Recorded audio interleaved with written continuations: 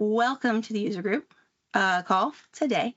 We are a Microsoft event, so we're associated with Microsoft, so we follow the Microsoft Code of Conduct.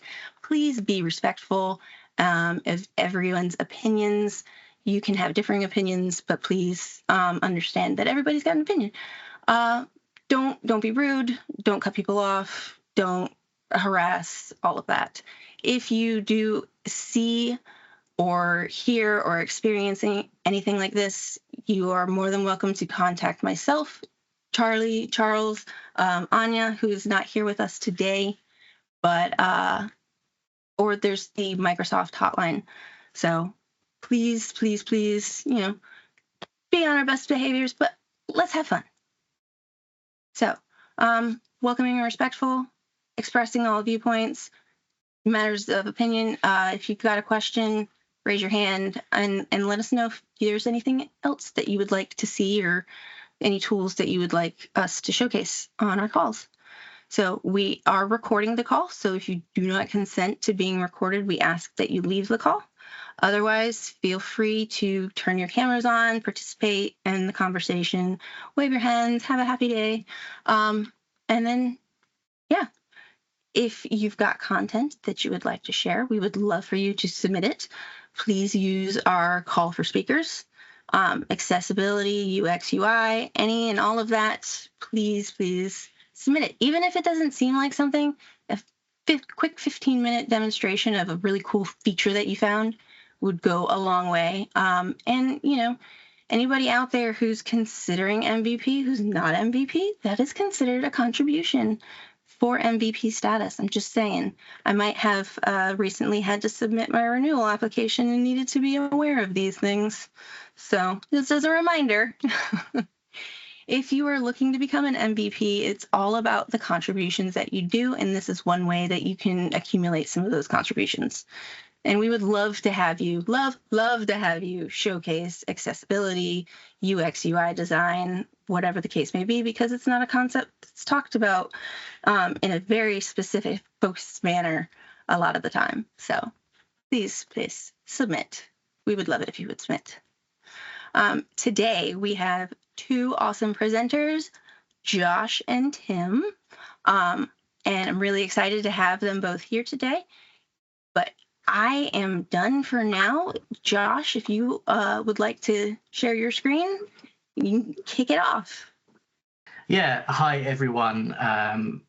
My session's going to be walking you through what I've termed an up-to-date guide on building Canvas app components. A quick introduction of me, who I am, for those of you who haven't met me or seen me floating about on LinkedIn before. My name's Giles. I'm a Power Platform solution architect.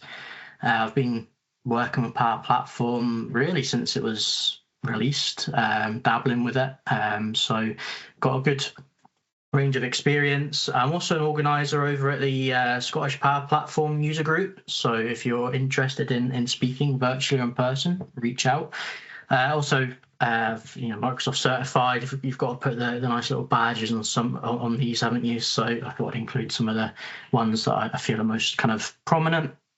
I've also included the Spug mascot, Hamish, because everyone loves a colourful Highland cow. So, and yeah, if you haven't noticed already, I'm based up in Scotland.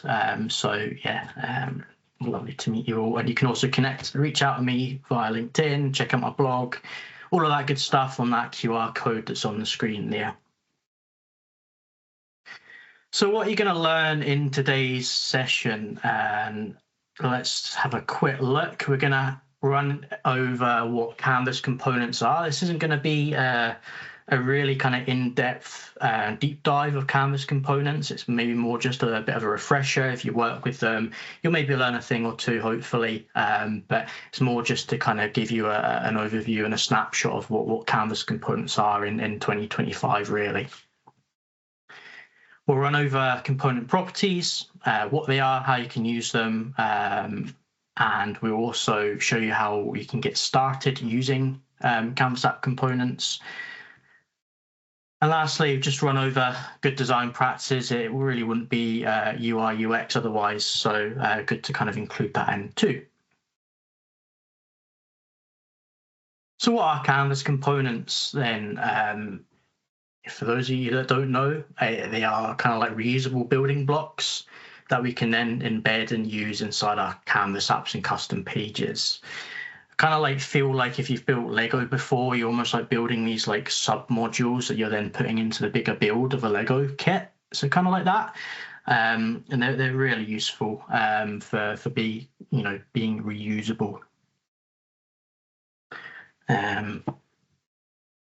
There's a couple of ways we can kind of create components. The kind of preferred method is in a central repository, which is a component library, which then means you can reuse it across multiple apps, or you can use them kind of locally within a Canvas app or a custom page, which then means they're only going to be able to be used in that specific app or page. And with components, you can create UI elements or logic elements, really. So there's a couple of choices there, which we'll kind of jump into very shortly. So I just want to touch on what a component library is. I think these are probably the kind of core and kind of most important aspects of building components, just kind of understanding what a component library is.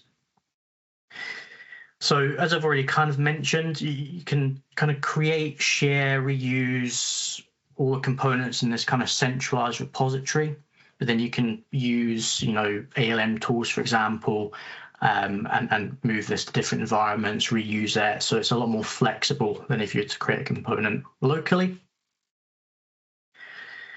As I mentioned just there, a central repository. So you're going to be enforcing consistency across your apps if you're kind of focusing on building components and letting app makers use them that way, instead of letting them all run riot and have multiple different looking apps in your tenant.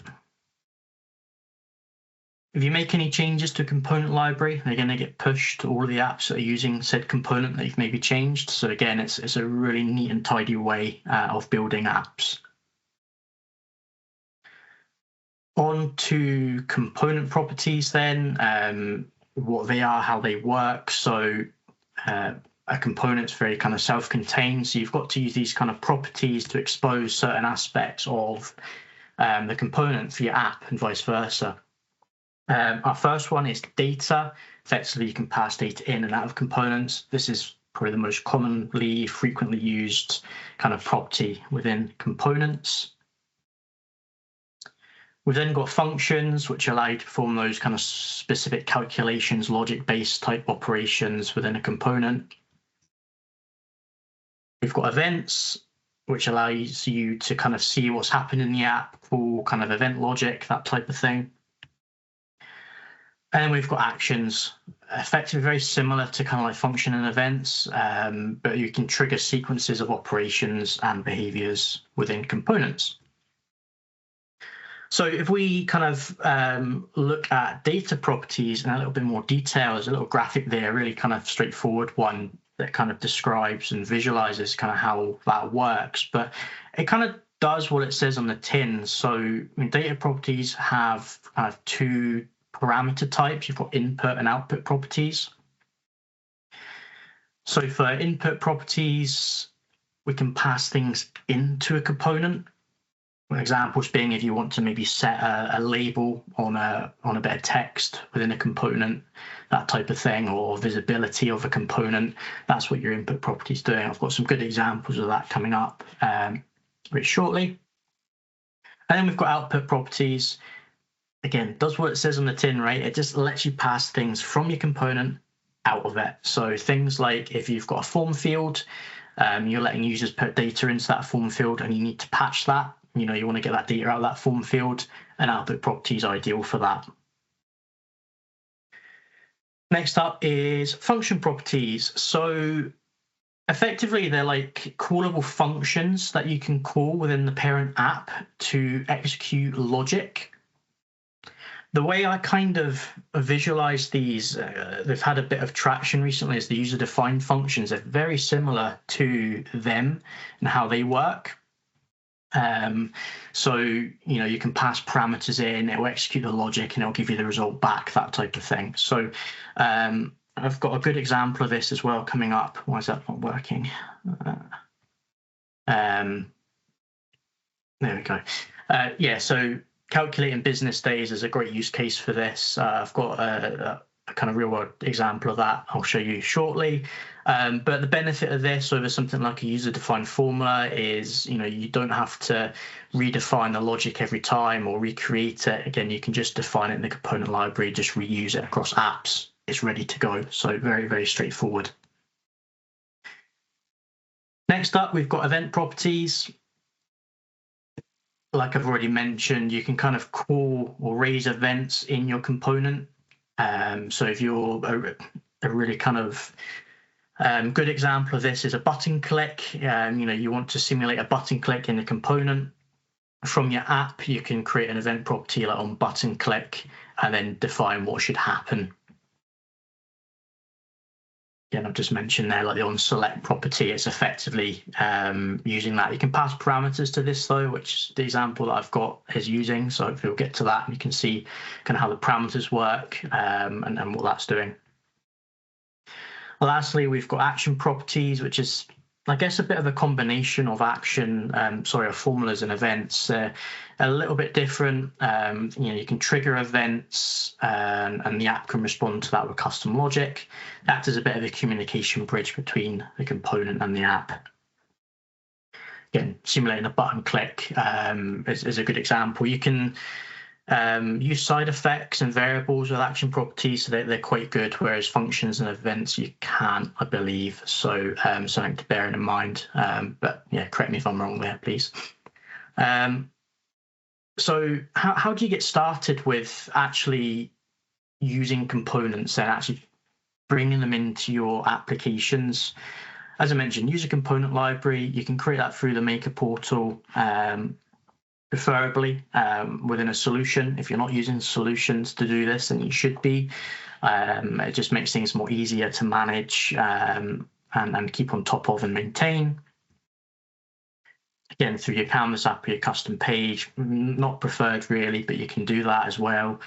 And then you just import it into your main app. Once you've created it, you save, publish, and then just import them in. So it really is as simple as that. So what I'm going to do is I'm going to jump into a demo. Hopefully everything's working. I'm going to stop sharing and then bring my this up. I'm going to go and share again. Yeah, fingers crossed. And it should be sharing again. So hopefully that's the first step over and done with.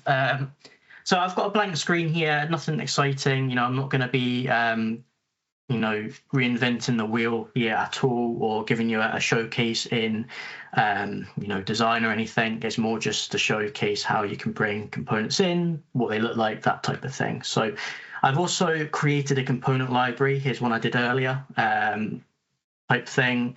And hopefully we can kind of see what that looks like. So components, as you can see, very much like a Canvas app when you actually start creating them. You can define things like the width and the height of your component, which will be the size of the component when it comes on screen in your main app. And then you can start just dragging and dropping or using containers, preferably onto that canvas, much like a Canvas app. As you see here, we've got a text input field that I've created based off of the Fluent 2 controls. Effectively, what this is giving users benefit of is it's loads of controls all in one component, so that you're not having to add all of this stuff every single time to a screen. So it makes it a little bit more easier to manage. Loads of properties here. I'm not going to touch on them all. If you would like to see more of this, do reach out on LinkedIn. More than happy to show you. But there are a couple of things here which are really interesting. So, for example, if I want to look at some input properties, I've got loads here. But a great one I'll just showcase is around maybe like the validation state. So this is an input property.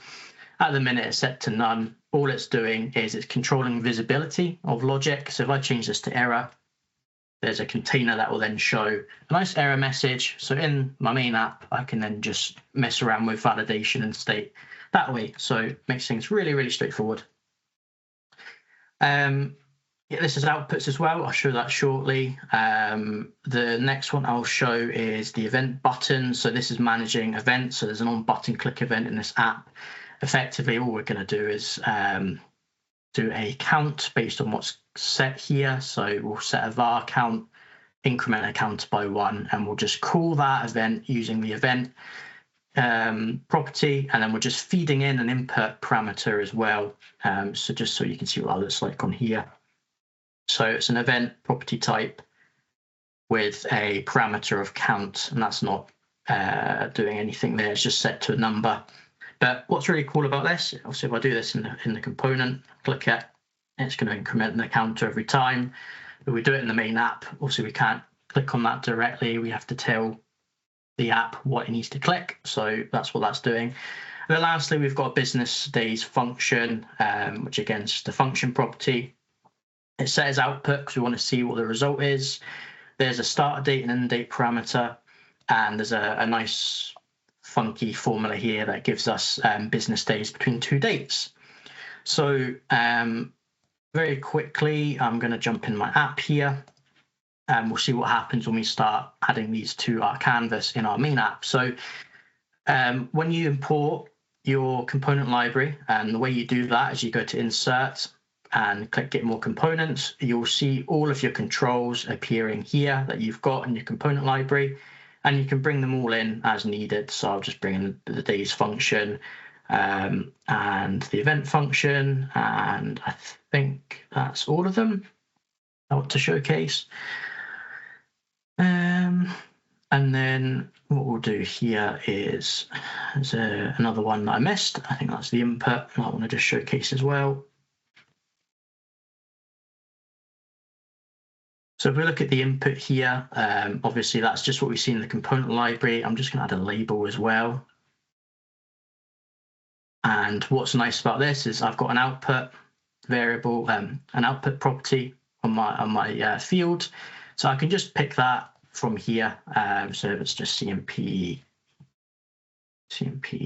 field dot value. If I play this quickly and say test, hopefully, yeah, see, much like you would get out of normal text control input if you weren't using a component. But again, I've got all these additional properties to make things really configurable, like things like icons. If I want them in my component, I can control all of that through input components. So yeah, it makes it really straightforward and easy to use, which is nice. Now I'm just going to remove them quickly. On to the next one. We will look at the business days function here. Hopefully this works. It was playing up a little bit earlier, so let's have a look. So done that. I'm going to add 2 date pickers. I'm just going to copy and paste them. Do remember to rename your controls if you're doing this in anything more than a demo capacity, but hopefully this works in that. Now I could just call this component here. Let me use Copilot, no thank you, not today. And there it is there. And then it's going to use function.businessdays, and it wants a start date. So I'm just going to say my date picker 1.selectedDate, and it wants an end date as well. So that's just going to be date picker capital 1.selectedDate. Close that.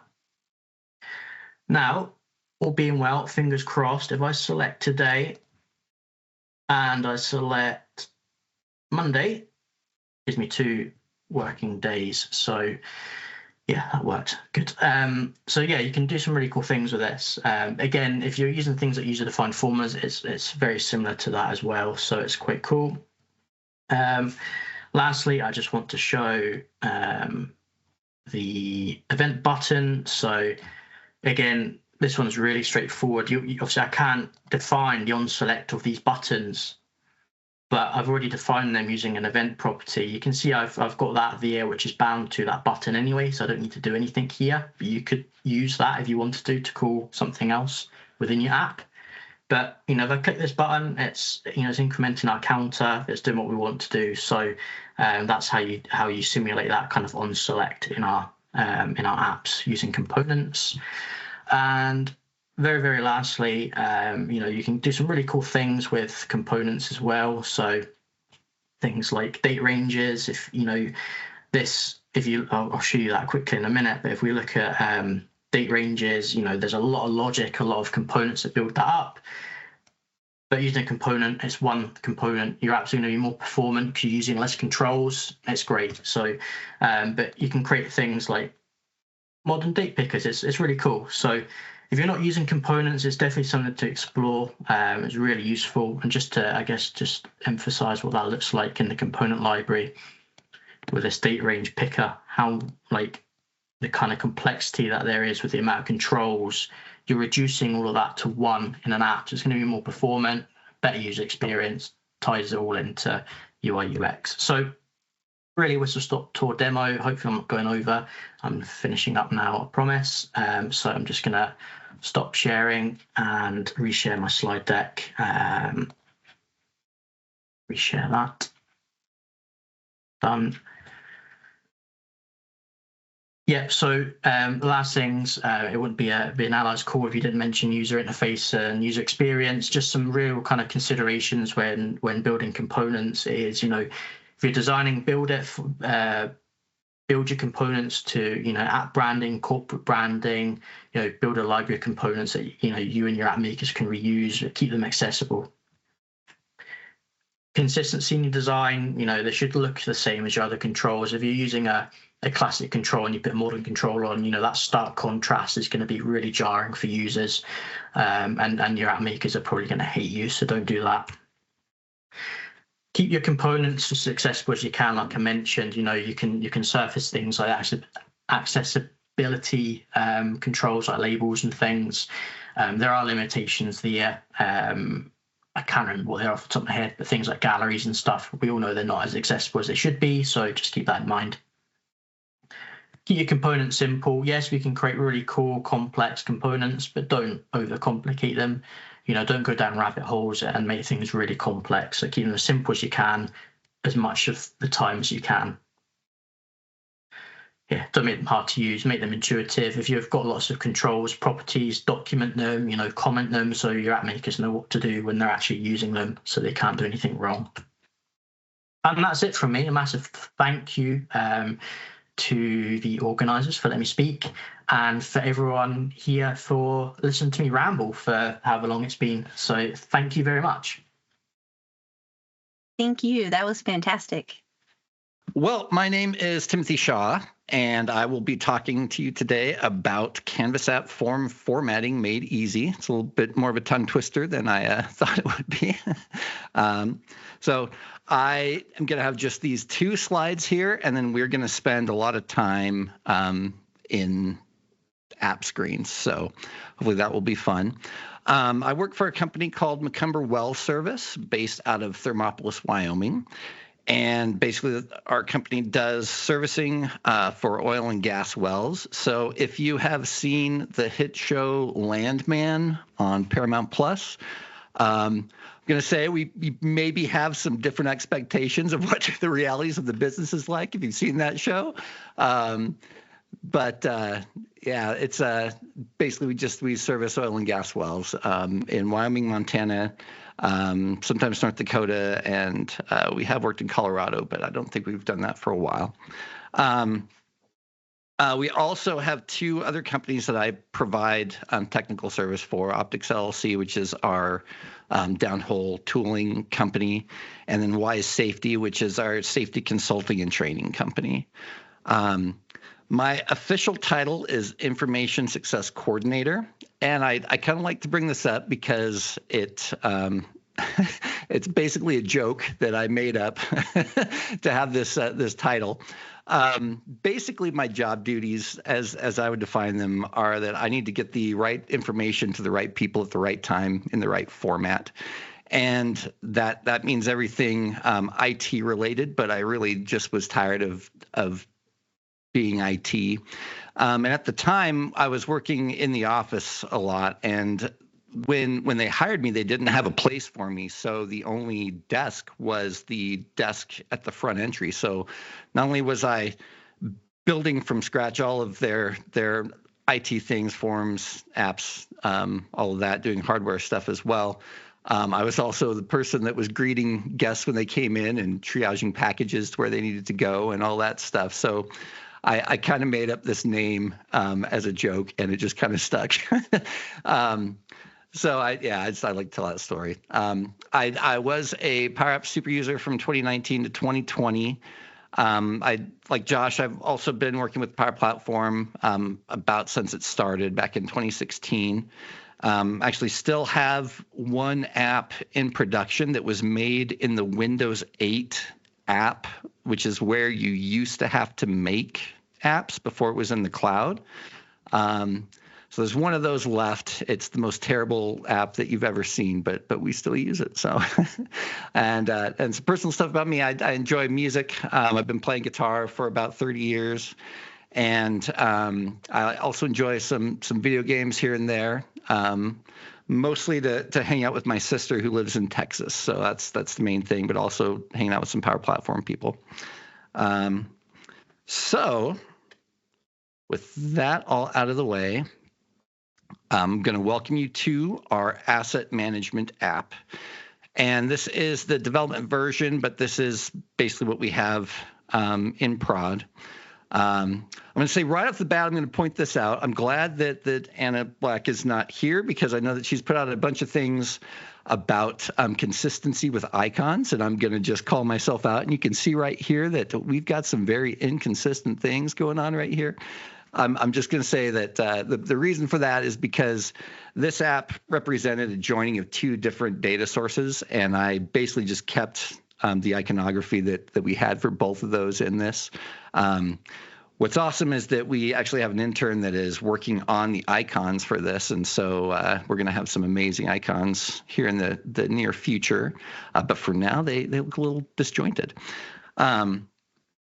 So talking about Canvas apps and thinking about them, I wanted to start by just saying that apps are kind of a pretty basic thing, and generally we have two different things that we're doing with them. Either we want to show information to people, or we want to act on some information.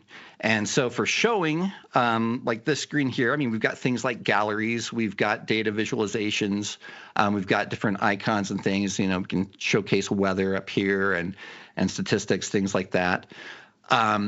So there's lots of different ways to do that. We could do galleries. We could do a table. We could just ad hoc things together, or have a chart, have something like that. That's all pretty standard. When we want to act on data, that's usually something with a form. So we're going to go over here to our maintenance tasks, and we are going to add a maintenance task and just kind of showcasing this. So here is our form to add a maintenance task. And in Canvas apps, there are multiple ways to do this as well. There's the built-in form control, which is what I'm going to be talking about. You can also kind of ad hoc controls and then stick a save button in there and, do a patch statement or something like that. And you can also use galleries to do like an infinity form sort of thing, which I believe Clarissa, I forget her last name, but kind of showcase that. So if anyone is familiar with her name, go ahead and put it in the chat and give her props. But I'm going to be talking about what I think is one of the most powerful ways to do it, which is just the built-in form control. And as you can see here, you could probably tell just by looking at this what items are required, at least I hope you can, and what items probably are not. And then you could also probably tell if this form is ready to be saved or not. Yes, Gillingham. Yes, that's the one. Thank you, Keith. Appreciate that. So if we just go in and kind of start entering some data, let's say that we're going to do a maintenance thing for a keyboard, like we want to clean keyboard. And let's just say we're going to vacuum and wipe down every week. Whoops. Well, typing around my mic here. Okay, and I'm not going to say it's pass fail. We do not need to send an email when complete. So you can see, like, as I'm entering things in, we can tell that those are entered, and we no longer need to worry about them. This is kind of just a formatting feature that we can do. You can do this with any form, really, but I'm going to be showing how you can make this pretty easy and kind of just use copy and paste to make this happen consistently every time. Another thing that's pretty cool about built-in forms is they have this feature where you can tell if a field is required or not, and you can make that a dynamic thing. So I just want to showcase that right here with this safety severity index. Now, this is something that we use internally to basically gauge how severe this maintenance task is in relation to both our business goals and safety goals. So there are kind of 4 stages here that we've got. And I'm going to choose the no severity to start. And you should notice something right here when I choose this, that the time interval and time unit type both become optional. And then the save button is suddenly active right here. And that's because it basically just sends a signal and say, hey, we don't need these things when this has no severity. If I go to low, then, hey, we've got these things back again, and we've got to fill those out. So we're going to say we need to do this every 7 days. And then there's some other fields down here that are optional as well. But right now, we've got a completely filled out form, and we can save that and go on with our day here. Things always take a little longer when you're on a call. So this is another feature that I kind of want to point out, is that not only do we have a way to enter things in a form, we also have a way to view things in a form.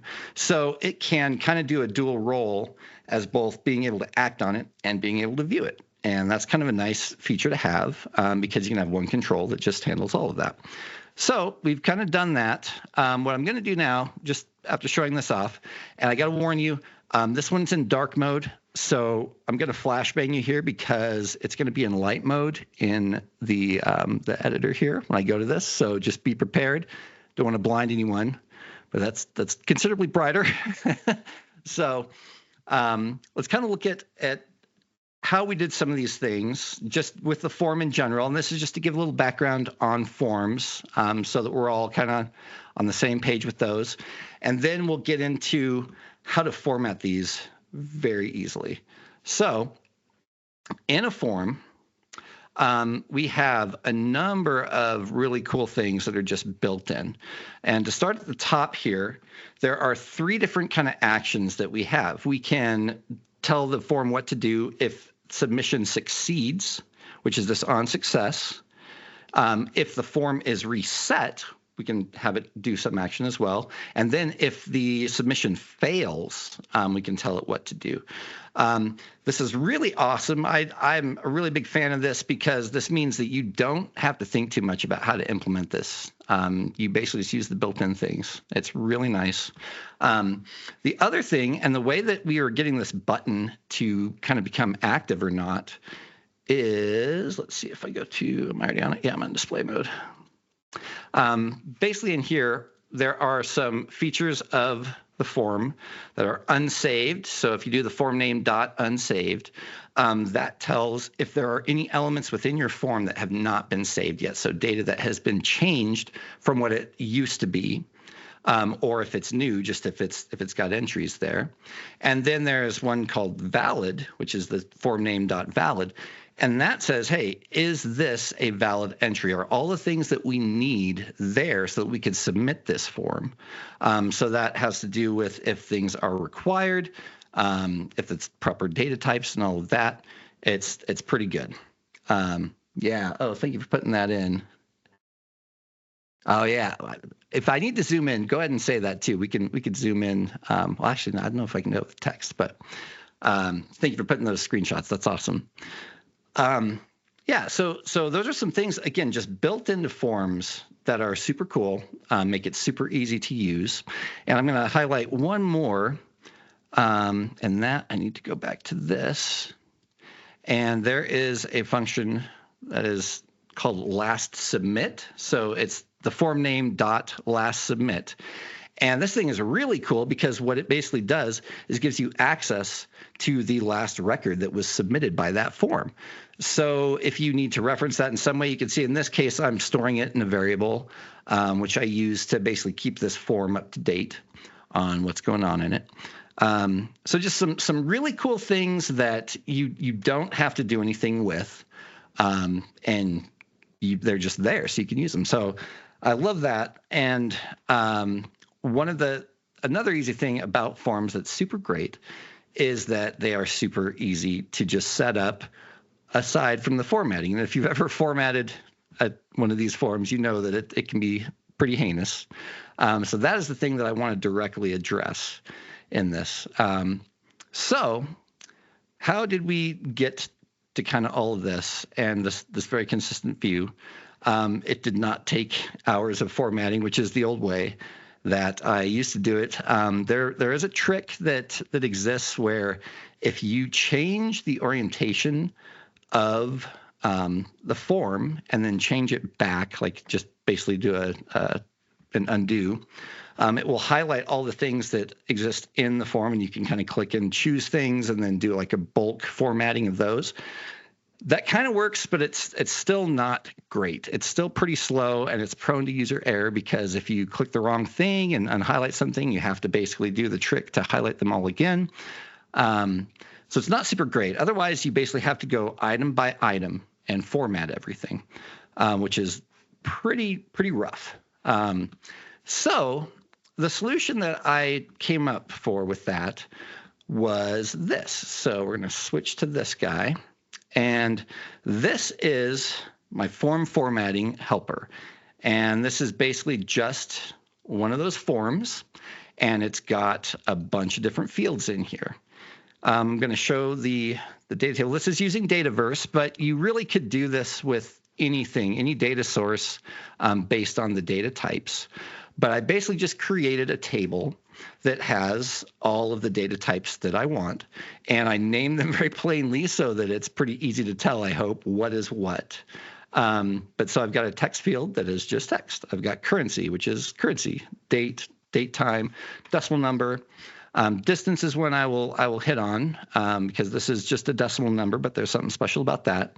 So you've got lookups and yes/no field.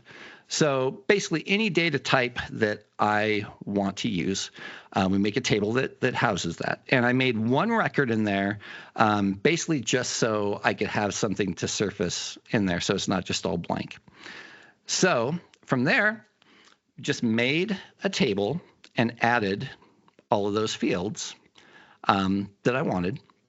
And I went through one by one and formatted all these things, and even did some things like, say, in this currency where I added a currency symbol that exists there. With this distance one, this is in feet and inches, so there's basically just a drop down for inches. For all of you guys that are on metric, you don't have to deal with this. Celebrate that fact in the chat, please, because it's just not awesome that we have to do base 12 stuff and then base 16 stuff and base 32 stuff. So being base 10 all the time, that's awesome. It deserves a thumbs up. So congrats to you guys that are all on metric. So basically just did a bunch of formatting on this. Now, here's the kicker. You can copy and paste these items into a form. So I'm going to show you that right now. We're going to make a new screen. Make a new screen and blank. And I'm going to just insert a form, not a new one though. That's one thing to note. I mainly deal with classic controls, and that is because underlying all of our apps is a pretty tight design system, and I can kind of show some of that and how that works if you guys want. The modern stuff does not really work so well with that. There is not the level of control that I kind of want and need in our design system. And also it does seem in the modern form control that the copy and paste method that I use does not work. You can paste things in, but basically the form item does not recognize it there. So there's some weird behavior. I'm not sure why that is or what that is, but it hasn't quite worked so far. So we'll put in an edit form, and we are going to connect this to our form formatting helpers, and we're just going to add 4 of the more interesting items in here.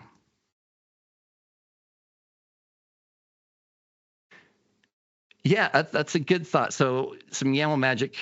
I'm not sure about that. If that would actually do the trick and connect them. That's a good thought, though. All right. So here we have just what you get when you do a normal form, and it's Power Apps there. Sure looks like Power Apps, right? So I'm going to start by just getting rid of a few of these. We're just going to keep date. Don't need that.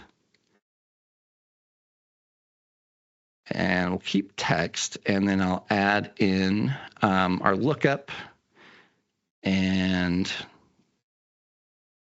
our yes, no, because these have some interesting things when you're doing this. Okay, so we've got the items that we want. We're not going to worry about the formatting too much right now. We'll deal with that later, but here we are. So when you start with a form, you might notice this little lock up here. And if we go into advanced, there is this unlock to change properties. So these things are locked down by default. You can change a few things with formatting, but you cannot change anything that has to do with the data itself. So there's a couple ways to get around that. I mean, we can just click unlock, and then there it is to be edited. Now, something that is worth noting about this when you do it, you might see this right here and see that it changed to custom right here. So it treats it like it is a custom card, which is something that you can put in here. You can basically just add a custom item, which just puts a blank space for a field in there. And that's something that's very useful that we can talk about in just a minute. But that's good to know, because technically you can then come back in here and add the date field again. And so if you're maybe not paying attention, you could kind of see how you might get into a little trouble with this. So that's just one thing to be aware of. But now we've got this open, so we're going to go back to this. And what I'm going to do is I'm just going to take all the things that are in here, and I'll explain what these are. But then we'll go back this screen, and we're going to paste that in. So we can do traditional copy and paste. We can also do the code copy and paste. That works very nicely. And I will say that there are some times when traditional copy and paste just doesn't seem to want to function. And so that's where that code copy and paste comes in great. It works just the same, pasted exactly the same. It's awesome. So you can see we're looking kind of gross here. We've got doubled up items. So what I'm going to do is I'm just going to delete all of the old stuff. And here's one thing. This is why I wanted to do date in particular. For some reason, it always puts in the hour and minute fields, even for a date, like this, just a straight date, not a date time. So that's going to throw us some errors and some considerations here when we delete these that I want to show. But we're just going to delete all those guys. Now we're going to see an error message. So we're going to click on that. And this is going to be in the update field. And this is basically what it sets up to write the data to your table. And you can see that now all this stuff is broken because we deleted all this stuff there. But we really don't need hours and minutes, right? So what we're going to do is we're just going to highlight this, copy the name, and we're going to put this guy here, and dot selected date. And so that clears up that error. So what did we just do? Well, over here, if we look, there is this update field right here. And what this is that's basically the thing that says, hey, here's the data that you're going to write to that field, which is represented here by data field to the table that's connected here. Now, I will say I wouldn't get too creative with trying to like ad hoc things and create your own stuff. There's probably a bit more trouble you could get into than good with doing that. So particularly this data field, just that we can leave alone. Once you make it, it's all good. So we've got our date field right in here. Now, I'm going to use another example, and with this copy and paste method where we're not going to unlock the changes or unlock it for changes, and let's just see what happens here. So we're going to copy all of these, go back here. Now, if we try to paste, we get this message that says, hey, the data card is locked. So you got to unlock it to do anything. So we just simply click unlock and add. And boom, it's there. So all nice and good. Again, we are going to just delete things. And once again, we remap this control. Actually, we can just do that here. And we're done. So hopefully what you're picking up here is that basically we pre-format all the different data types that we want. And then when we make another form, we can use those things to really easily format that form just the way that we want it. It's going to fit with what we tell it to do. And there are some other things too that I want to showcase about that. But a couple things, I'm going to do these two first before we get there and kind of get into the nitty gritty of this. But just some things to look out for if you're doing this, because there are some things to know. So we're going to start with the yes and no. So you'll notice that I have radio buttons here. Well, with the typical way that it does it, it treats that as a choice field, because that's kind of what's going on in the background. So we've got a drop down there.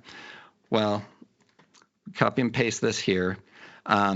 Now we have the control that we want, because especially for, less than like 5 options, I think is kind of a good limit for that. You don't want to do a drop down and give them 2 clicks for that. That's just a good UI and UX thing. We want to make that pretty simple. So we've got this here. Now, we're using a different kind of control, but what's interesting is that the formatting is basically the same for this. So it's got that control.selected.value. Well, what's awesome is that a radio control uses that same format. So it's a good thing to swap in, which is kind of nice they did it that way. Now, because I am using the same logic for that same field, we didn't have any issues with me pasting this here. What would typically happen, though, is that this control is mapped to whatever data I set it up with in the template. So specifically that yes/no field. So we would get an error here in the items section. And so this is the thing that we would need to also update in addition to that update field, basically just pointing it to what the items should be in there. And lookups will be the same way, in that it's going to be tied to whatever is in your template. So if you try this out and get in there, this is where it's going to be.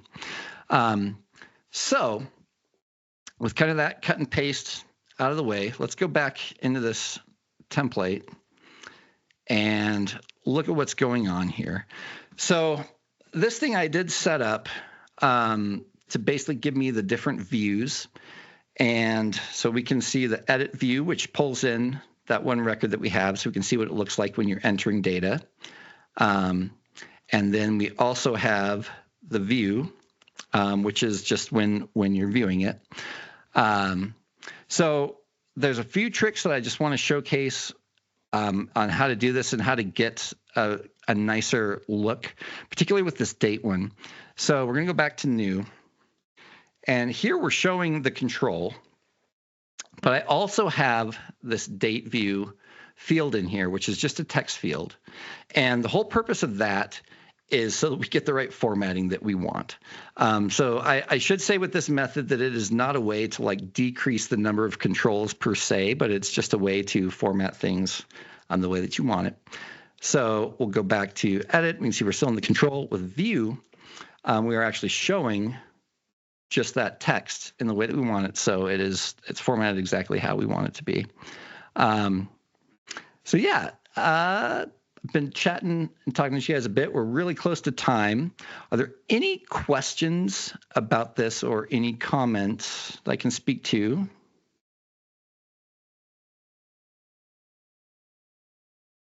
I don't have any questions, and I'm off camera right now because my internet and power went out, and then I'm working from mobile data right now because my Ethernet doesn't want to, be recognized by the machine.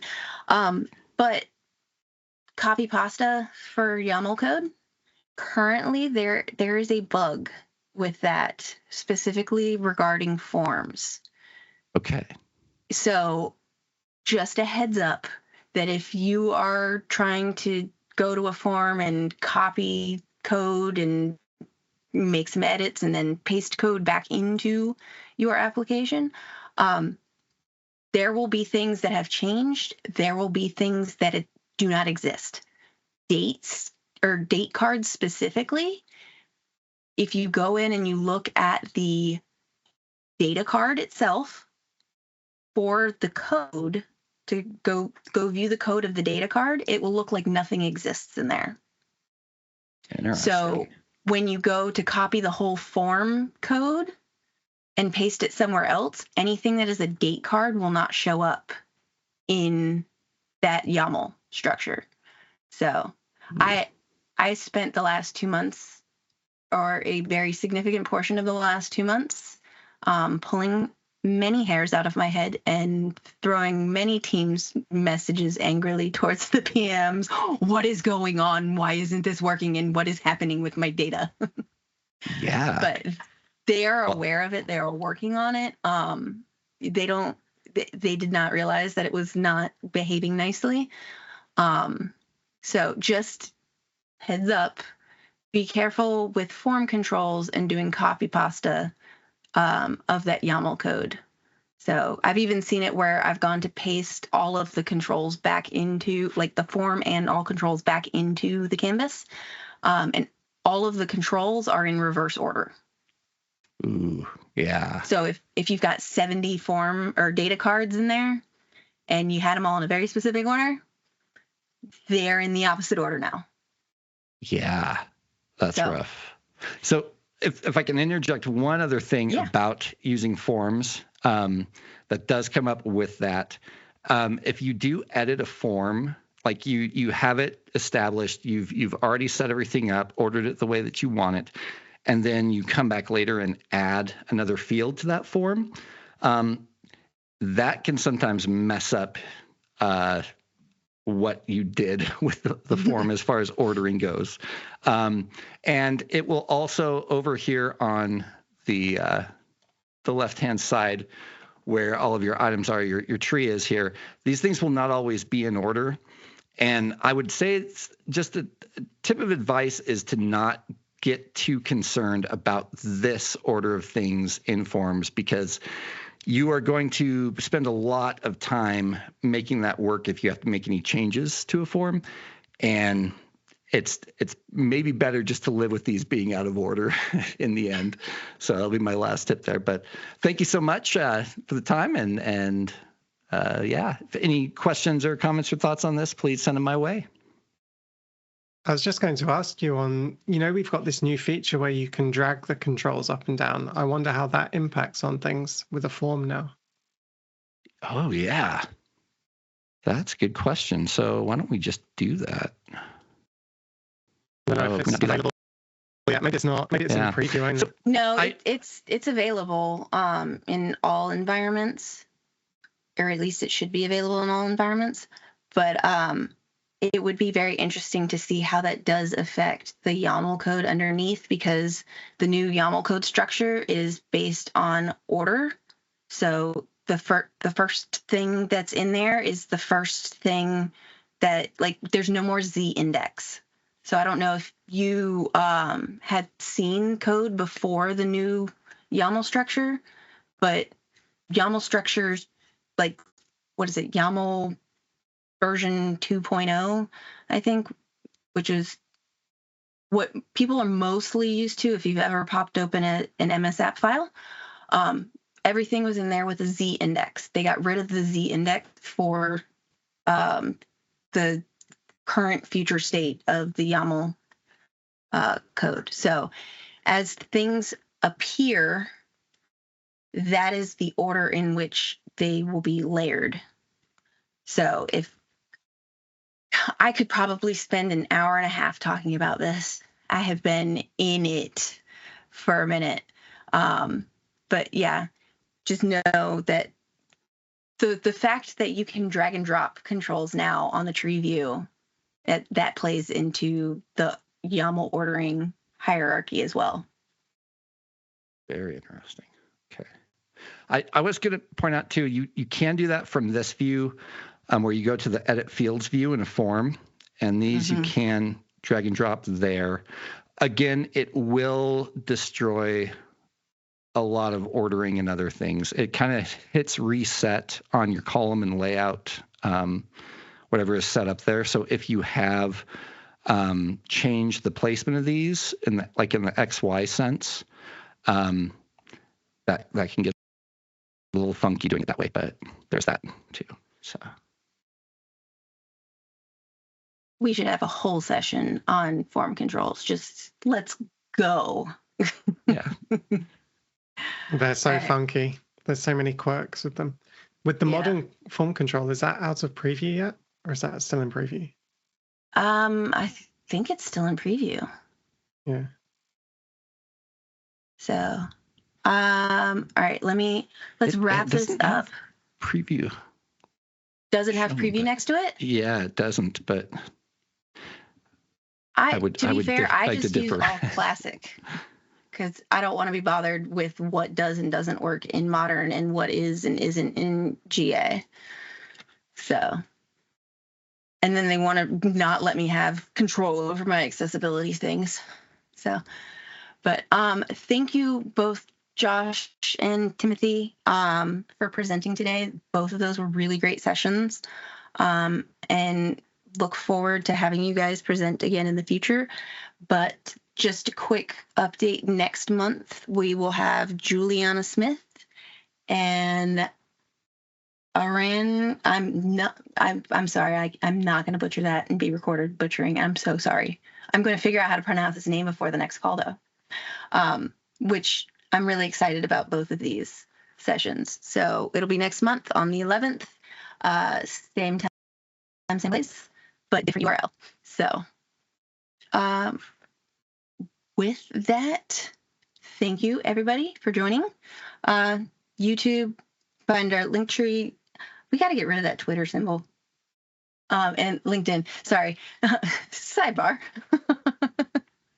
Feel free to give us feedback about how you thought the session went. And we look forward to speaking and seeing you all soon.